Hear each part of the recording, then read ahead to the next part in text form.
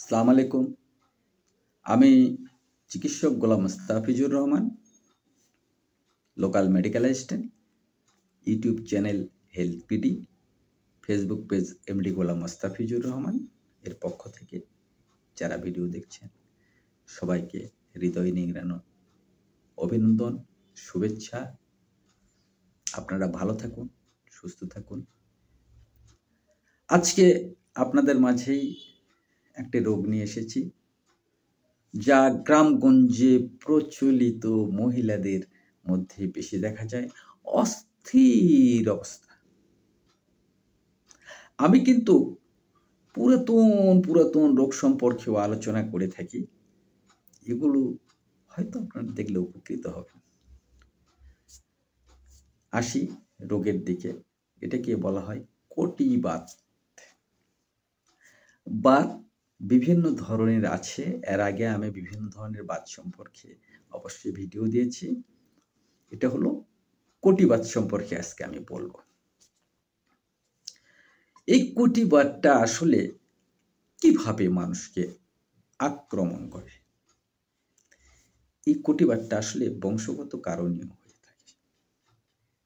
তাহলে বলবেন, এই বংশগত কারণেই হয়ে থাকে, এটা কি ভালো হবে না? এটা কি নির্মূল হবে না? এটা তো খুব কঠিন জিনিস না। সুস্থ অবস্থায় উঠতে, বসতে, চলতে কোমরে ব্যথা করে। কখনো জ্বর আসে, কখনো থাকে না। এই রোগটা আসে আসলে একটু পরিশ্রম করলে বা এটা ঠান্ডা বাতাস লাগলে এই রোগটা আক্রমণ করে। হ্যাঁ, আবার স্যাঁতস্যাঁতে জায়গায় শুলে, হ্যাঁ, অনেক সময় মাজার এগুলোতে খোঁচায়।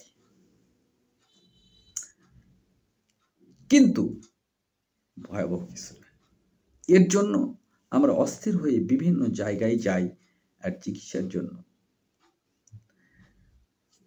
এই ব্যথাটা স্নায়ু বলতে এগুলো স্নায়ু যেগুলো আছে সেগুলো যখন দুর্বল হয়ে যায় তখনই কটিবাতটা হয়। তাই আপনাদের কাছে আবেদন, আপনারা অবশ্যই ভিডিও ভালো লাগলে লাইক দিবেন, শেয়ার দিবেন, ফেসবুক পেজে অপরকে দেখার সুযোগ করে দেবেন এবং কমেন্ট বক্সে আমার ভুলগুলো লিখবেন। আমি সেটাকে সংশোধন করার চেষ্টা করব। আর যারা ইউটিউব চ্যানেল দেখেন অবশ্যই আমার হেলথ বিডি চ্যানেলটি সাবস্ক্রাইব করবেন আপডেট ভিডিও পাওয়ার জন্য। আপনারা ভালো থাকুন, সুস্থ থাকুন। নতুন ভিডিও নিয়ে